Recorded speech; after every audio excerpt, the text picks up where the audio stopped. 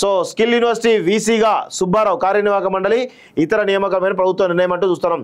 ప్రభుత్వం ప్రతిష్టాత్మకంగా చేపట్టిన యంగ్ ఇండియా నైపుణ్య విశ్వవిద్యాలయం ఉపకులపతి బోర్డ్ ఆఫ్ గవర్నర్స్ సహా ఎగ్జిక్యూటివ్ కౌన్సిల్ ఇతర నియామకాలపై తుది నిర్ణయానికి వచ్చినట్లు విశ్వసనీయంగా తెలిసింది. ఈ విశ్వవిద్యాలయంలో భాగస్వాములయ్యే పారిశ్రామికవేత్తలను గుర్తించడంతో పాటు అంతర్జాతీయ సంస్థలకు తగ్గట్టుగా యువతలో నైపుణ్యం పెంచేందుకు ఏమేమి చేయాలన్న దానిపై విధానపరంగా పలు నిర్ణయాలు ప్రభుత్వం తీసుకొచ్చింది. ఈ ప్రతిష్టాత్మక విశ్వవిద్యాలయానికి వైస్ ఛాన్సలర్గా కేంద్ర ప్రభుత్వంలో ప్రిన్సిపల్ ఎకనామిక్ అడ్వైజర్గా పదవి విరమణ చేసినటువంటి విఎల్ సుబ్బారావు పేరును ఖరారు చేసినట్లు తెలిసింది. ఇందుకు సంబంధించిన ఉత్తర్వులు త్వరలో వెలువడినట్లు సమాచారం. ఇటీవల పారిశ్రామికవేత్తలతో నిర్వహించినటువంటి సమావేశంలో సీఎం రేవంత్ రెడ్డి ఆయన నియామక విషయాన్ని ప్రస్తావించినట్లు సమాచారం అంటూ చూస్తూ ఉన్నాం. సో చాలా అంటే ఇంటలెక్చువల్ అని చెప్పొచ్చు. ఎందుకంటే కేంద్ర ప్రభుత్వంలో ప్రిన్సిపల్ ఎకనామిక్ అడ్వైజర్గా పదవి విరమణ చేసిండు. సో అలాంటి అంటే అంత పెద్ద ప్రొఫైల్ వ్యక్తులను తీసుకొస్తే ఖచ్చితంగా స్కిల్ యూనివర్సిటీ అనే దానికి నాకు తెలిసి రేవంత్ రెడ్డి ఈ విషయంలో ఎందుకో చాలా స్పష్టంగా ఉన్నాడు.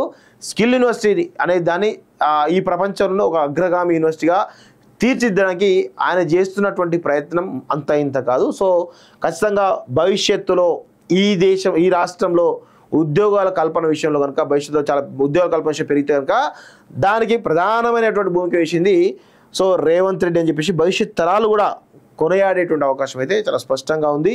ఎందుకంటే ఇటు ఆనంద్ మహీంద్రా ఎవరైతే ఉన్నారో ఆయనను యూనివర్సిటీలో కీ మెంబర్గా తీసుకోవడం, సో ఇలా అదేవిధంగా చాలా పారిశ్రామికవేత్తలను తీసుకోవడం ద్వారా స్కిల్ యూనివర్సిటీకి ఇటు పారిశ్రామికంగా ఉండేటువంటి కార్పొరేట్ వ్యవస్థ కావచ్చు, లేకపోతే కార్పొరేట్ కంపెనీలు ఏవైతున్నాయో వీటిని అనుసంధానం చేయడం ద్వారా ఇటు స్కిల్స్ ద్వారా వచ్చేటువంటి విద్యార్థులకు ఇటు వీళ్ళు కంపెనీలకు మధ్య ఒక బ్రిడ్జ్ కట్టడం ద్వారా సో ఉద్యోగ అవకాశాలు ఆటోమేటిక్గా కల్పించబడతాయి అనేది చాలా స్పష్టంగా తెలుస్తూ ఉంది.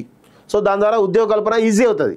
సో ప్రభుత్వం ఒక్కటే ఉద్యోగం కాదు కదా, ప్రైవేట్ కూడా ఉద్యోగమే కదా, సాఫ్ట్వేర్ ఒకటే ఉద్యోగం కాదు కదా, వివిధ రకాల మ్యానుఫ్యాక్చరింగ్ కంపెనీలు అందులో కూడా ఉద్యోగాలు ఉంటాయి కదా. సో ఆ స్కిల్ని ఈరోజు బయట తీయడానికి స్కిల్ యూనివర్సిటీ చాలా పెద్ద ఎత్తున ప్రయత్నం చేస్తుంది.